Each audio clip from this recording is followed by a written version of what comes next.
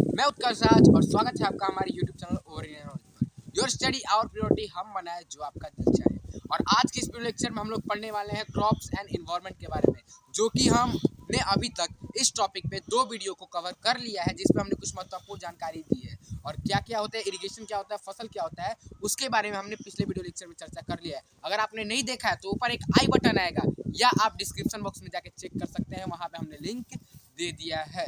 पिछले video lecture में हमने जो पढ़ा था उसको हम एक बार रिकैप कर लेते हैं, क्योंकि प्रैक्टिस मेक्स स्टूडेंट परफेक्ट, और प्रैक्टिस हमको हमेशा करना चाहिए, चाहे आप बड़े हो या छोटे। प्रैक्टिस ही किसी भी व्यक्ति को महान बनाती है, एक सफल इंसान बनाती है। तो प्रैक्टिस करना सीखिए आप लोग। तो हमने पिछले वीडियो लेक्चर में पढ़ा था फसल क्या है और सिंचाई किसे कहते हैं। फसल क्या है, तो किसी बड़े क्षेत्र पर और एक ही पैमाने पर उगाए जाने वाले पौधों को हम फसल बोलते हैं।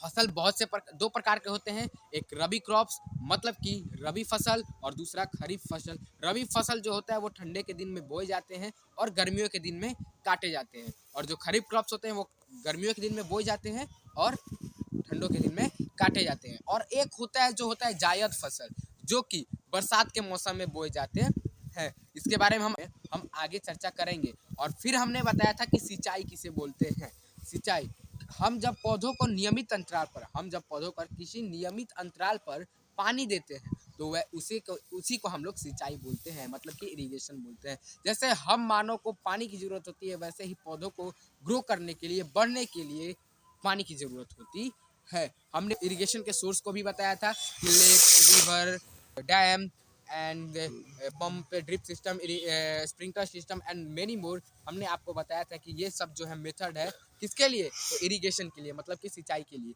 और हमने पिछले वीडियो लेक्चर में आपको अपने किसान भाई से मिलवाया था, जो कि हमने किसानों के लिए एक प्रेरणा के लिए वो वीडियो बनाया था, जो कि आप जानते हैं कि हम जो भी फसल खाते हैं उसे कौन उपजाता है, तो हमारे किसान लोग। किसान अगर नहीं हो तो भारत क्या, हर दुनिया में किसान की आवश्यकता होती है। किसान के ही कारण भोजन हमें उपलब्ध कराई जाती है।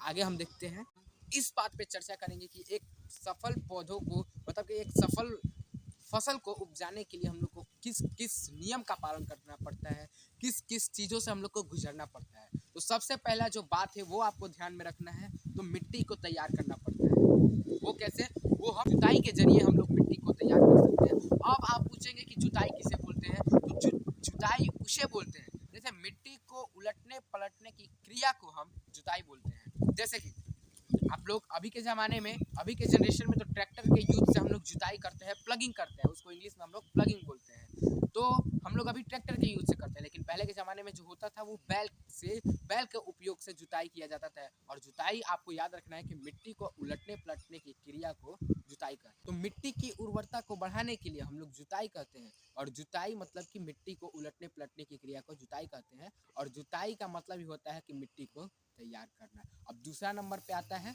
बुआई, मतलब कि जुताई करने के बाद हम लोग को खेतों में बीजों को बोना पड़ता है कि हम किस चीज़ की खेती कर रहे हैं, किस फसल को उगाना चाहते हैं। अगर हम सरसों की फसल को उगाना चाहते हैं तो सरसों की बिया को हम लोग जमीन में बुआई करेंगे, मतलब कि मिट्टी में बोएंगे। अगर हम गेहूं के फसल को उपजाना चाहते हैं तो हम गेहूं के बिये को हम लोग बोएंगे, किसमें, खेत में, मतलब कि मिट्टी में। उसके बाद जो होता है वो प्रोसेस होता है सिंचाई का। सिंचाई हमने बताया था पिछले वीडियो लेक्चर में कि पौधों को नियमित अंतराल पर पानी देना सिंचाई कहलाता है। जब आप खाना खाते हैं तो आपको पानी की जरूरत पड़ती है, वैसे ही पौधों को मिट्टी में बोने के बाद पानी की जरूरत पड़ती है। और पानी ही नहीं, उसे तो सनलाइट की भी आवश्यकता होती है, लेकिन यहाँ पे सिंचाई जो हम लोग कर सकते हैं वो तो नेचुरल है, ये हम लोग करेंगे ह्यूमन रिसोर्सेज से। तो हम लोग सिंचाई करते हैं। इसके अगले वाला पॉइंट है, उसको हम लोग खरपतवार। सिंचाई करने के बाद हम लोग को खरपतवार को हटाना पड़ता है। तो हम देखेंगे खरपतवार होता क्या है। खरपतवार मतलब कि अनवांटेड पार्ट, जो भी अनवांटेड पार्ट, मतलब अनवांटेड ग्रास,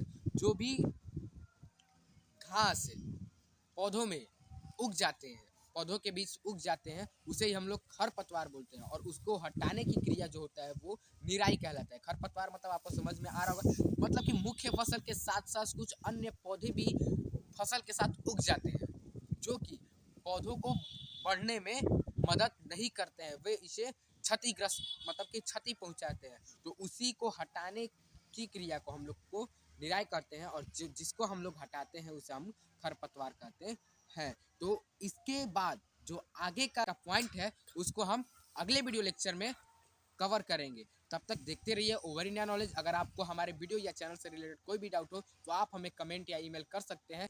ईमेल जो है वो डिस्क्रिप्शन बॉक्स में दिया गया है। Thanks for watching. देखते रहिए ओवर इंडिया नॉलेज।